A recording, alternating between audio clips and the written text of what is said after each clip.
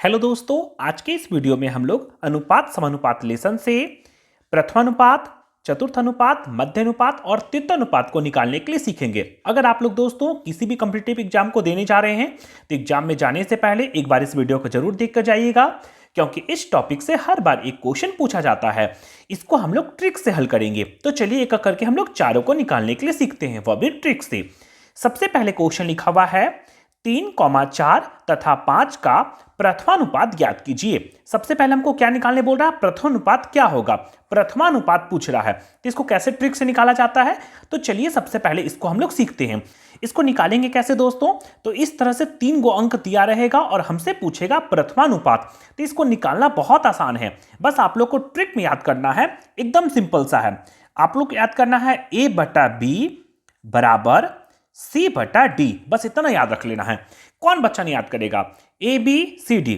और कि निकालना क्या है? प्रथमानुपात, मतलब पहला वाला निकालना है। तो पहला वाला को गायब कर दीजिएगा, मतलब इसके जगह में केवल आप लोग A लिख दीजिएगा। तो A/B, B के जगह क्या लिखेगा? यहां से स्टार्ट कीजिएगा, B को यहां भर दीजिएगा। कितना है? तो ये है 3 बराबर C में 4 को भर देंगे, हो गया ना। और D में हम लोग 5 को भर देंगे। इतना तो फटाक से कर दीजिएगा ना। चलिए ठीक है, यहां तक करने के बाद आप लोग तिरछा तिरछे गुना कर दीजिएगा, मतलब क्रॉस मल्टीप्लाई। A को 5 से गुना करेंगे तो हो जाएगा 5A। 5A इक्वल टू 4 को 3 से गुना करेंगे तो हो जाएगा 4 तिया 12, हो गया ना। अब ये 5 गुना में है तो चला जाएगा डिवाइड में, मतलब भागा में। तो A बराबर हो जाएगा 12/5।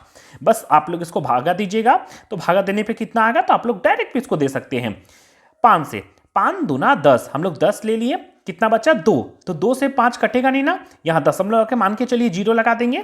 तो 5 एकम 5, 5 चौके 20, मतलब कितना हो जाएगा? तो इसका आंसर हो जाएगा दोस्तों 2.4। देखिए तो ऑप्शन में कहीं दिया हुआ है, ये हम लोग का बी नंबर ऑप्शन में है 2.4। सीख गया ना निकालने के लिए। चलिए अब नेक्स्ट हम लोग आते हैं दोस्तों चतुर्थ अनुपात निकालने के लिए। यहां पर नेक्स्ट क्वेश्चन में दिया हुआ है 12, 14 तथा 24 का चतुर्थ अनुपात क्या होगा? मतलब क्या है? इसको भी निकालना बेहद आसान है। अगर प्रथम अनुपात सीख गए हैं तो चतुर्थ अनुपात भी बहुत आसान है। अभी तुरंत हम एक ट्रिक बताए हैं ना, ये सबको ट्रिक से हल कीजिएगा, समय बहुत बचता है और वहां एग्जाम का प्रेशर भी बहुत रहता है, इसलिए गलती होने का चांस ज्यादा रहता है। तो कैसे करेंगे? तो एकदम सिंपल है, अभी बताए ना तुरंत ट्रिक।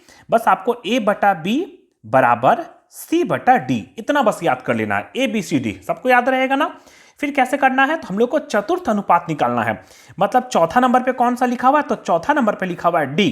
बस D को आप लोग छोड़ दीजिएगा, इतना ध्यान रखिएगा। पहला वाला पूछेगा तो A को छोड़ देना है, और चतुर्थ अनुपात पूछेगा तो लास्ट वाला को वही उतार देना है। बाकी सबको चलिए भर देते हैं। A कितना हो जाएगा? तो 12। B कितना हो जाएगा? तो B हो जाएगा सेकेंड वाला, कितना हो जाएगा? तो ये हो जाएगा 14।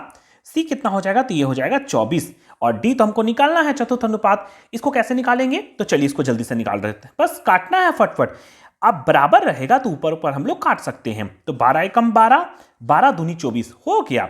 D को 1 से गुना करेंगे तो D बराबर 14 दूनी हो जाएगा 28। ये हो गया इसका करेक्ट आंसर। इस तरह से आप लोग चतुर्थ अनुपात भी निकाल सकते हैं। ऑप्शन में 28 आया, देखिए तो ऑप्शन नंबर डी में लिखा हुआ 28, ये इसका हो जाएगा करेक्ट आंसर। इस तरह से दोस्तों हम लोग प्रथम अनुपात और चतुर्थ अनुपात निकालने के लिए सीख गए हैं। चलिए अब सबसे मोस्ट इंपॉर्टेंट क्वेश्चन में आते हैं, तृतीय अनुपात, जो कि हम लोग का तृतीय अनुपात मोस्ट इंपॉर्टेंट है और मध्यम अनुपात इंपॉर्टेंट है। आइए इसको जल्दी से निकाल लेते हैं। चलिए दोस्तों नेक्स्ट क्वेश्चन में आते हैं हम लोग मध्य अनुपात निकालने के। इसको कैसे निकालेंगे? तो हाँ ध्यान रखिएगा, इसमें केवल 2 गो अंक इस तरह से आप लोग को दिया रहेगा और पूछेगा मध्य अनुपात निकालने के लिए। तो इसको निकालेंगे कैसे? तो इसको निकालने का ट्रिक होता है, ध्यान रखिएगा। मध्य अनुपात कभी भी निकालने बोलेगा तो आप लोग को बस ध्यान रखना है, मध्य अनुपात निकालने बोला है ना, तो यहां लिख लेते हैं मध्यानुपात।